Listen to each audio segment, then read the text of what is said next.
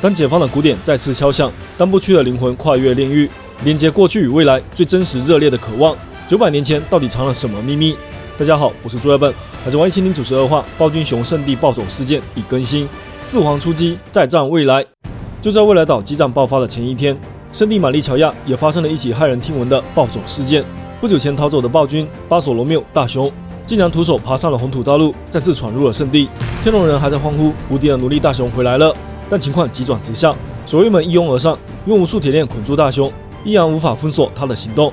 尽管看起来大雄已经完全失去了意识，但他似乎有着强烈的欲望，要去往某个地方。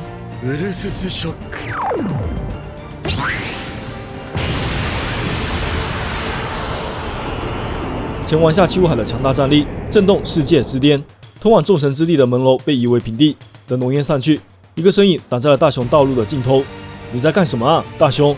前几天是革命军，现在又发生了这种历史罕见的破坏事件。海军元帅赤犬萨卡斯基亲临战场，守卫们刚想松一口气，没想到直接被天龙人踩在脚下，真是一群无能的士兵。喂，赤犬，那天晚餐我点了龙虾，不过呢，这是第一次发生这种事啊！玛丽乔亚的食物供给怎么回事啊？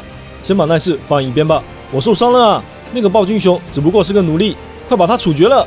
天龙人怨气冲天，逼迫赤犬立刻做个了断。喂，大雄，如果我们控制不了你，那么我可不能让你这样危险的人随意行动啊！你的意识应该早就不存在了吧？像你这样和死人没有区别的家伙，到底要去哪里啊？地狱岩浆瞬间喷薄而出，死亡红莲立刻啃噬大雄。赤犬毫不保留的杀招，瞬间轰掉大雄右半边脸，仅仅一击伤害爆表。和平主义者的钢铁身躯从来没有这么脆弱过，而那被岩浆焚毁的破口处，竟然流出了猩红血液，连赤犬也相当意外。看来你的身体内还有血液流动啊！大雄似乎不打算反击，继续往前方逃去。赤犬连续轰出重拳，炽热的火山弹将前路断烧成炼狱，彻底封死退路。就连大雄的一只脚也被滚烫岩浆吞噬。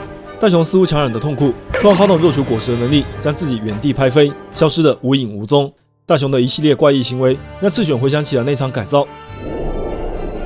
顶上战争后，赤犬在追击黑屋子一伙的途中，抓获了被帝奇丢下的波尼。面对大雄女儿对海军歇斯底里的愤怒和控诉，赤犬只做了最冰冷的回应：你可以尽情嘶吼，但是大雄的心意不会改变，他是自愿成为战斗兵器的实验品。骗子，他不可能自愿去做这种事，不可能，他不会把我丢下的。岩浆慢慢冷却，圣地也重归平静，不知去向的大雄只留下了一片狼藉。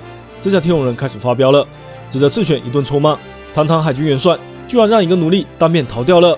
但赤犬似乎完全不打算理会这些狗叫。你现在不过是一个失去了意志和思想的人偶，你到底要去哪里？大雄的圣地暴走事件带着一堆谜团落幕，而在大海的另一头，未来都市的决战进入第2阶段，摧毁所有海兽兵器。在和平主义者的强大火力压制下，海兽兵器遭遇沉重打击，几乎无解的死亡闪光。即便是称霸大海的机械军团也被逐一击破，残留的海兽们只能潜入深海，躲避和平主义者的攻击。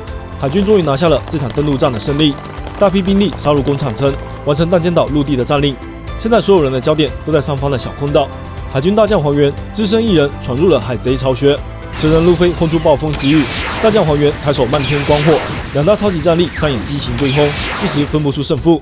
不愧是打败了凯多的人，你真难对付啊！不过像你这样的海贼，保护贝加庞克的目的是什么？我还想问你们呢，为什么要干掉苹果大叔啊？杀他！即便是强化速度的4档蛇人形态，似乎也无法在光速面前占到便宜。黄猿一个瞬身，斑驳光点飞向半空。等路飞回过神来，黄猿已经化作了天边的一道闪光，连人影都看不到了。他到底飞了多远啊？我其实不想杀他，我认识贝加庞克很久了。在那一瞬间，黄猿竟然已经远远飞出了弹尖岛空域，酝酿起新的杀招。所以，请你别挡我的路！洞窗迷茫，闪耀辉光，呼救驰骋天际的坦荡通途，正义无可阻挡，速度即是力量。黄猿超距离加速，以无穷冲击力杀回未来。路飞只觉得眼前一道夺目亮光，刹那间惊天动地扑面而来。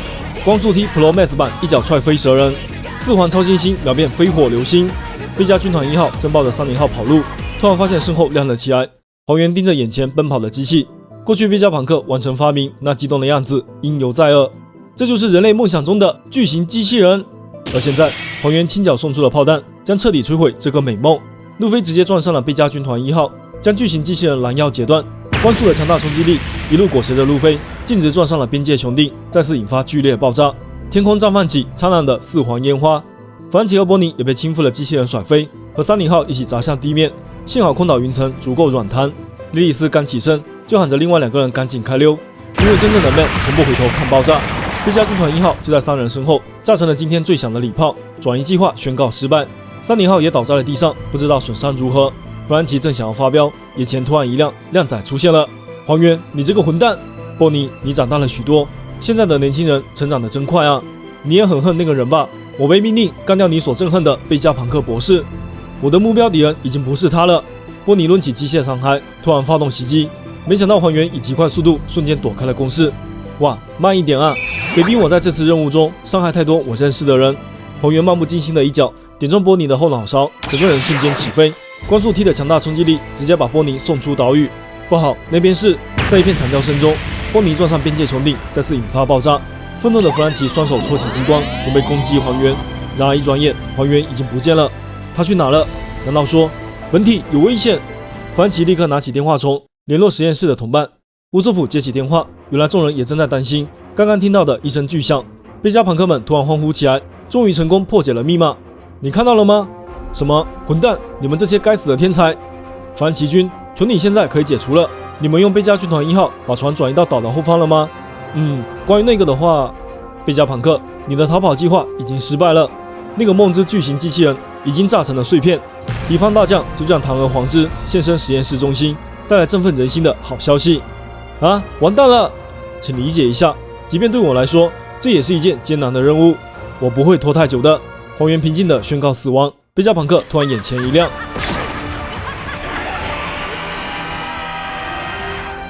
擎天巨臂越过高墙，一把握住最高战力。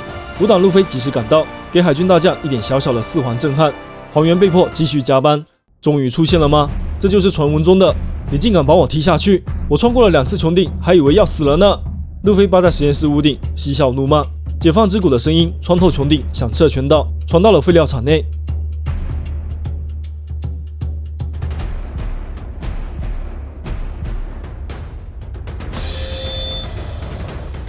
那沉睡100年的古代巨兵，跟随自由古典重新亮起灯火。以上就是《海贼王》1092话的全部内容啦，下周不休刊。单间岛剧情正式进入最后阶段，出乎意料的剧情展开也多了起来。本话首先把镜头给到了圣地的大雄，虽说他与目前的单间岛似乎相隔甚远，但总感觉有一条隐藏的线索，将他现在的行为与古代机器人的秘密联系着，耐人寻味。路飞与黄猿的战斗刻画并不算多，但2人的表现都挺抢眼。黄猿的远距离加速提升威力，致敬爱因斯坦的智能方程；五党路飞的巨大化又致敬了猫和老鼠的经典镜头。黄猿处处流露着一种无奈，这种无奈会对这起事件的结果产生什么样的影响？那个被解放之鼓唤醒的古代机器人又到底意味着什么？下一期我们合并1091话和1092话，给大家做一个完整分析，敬请期待。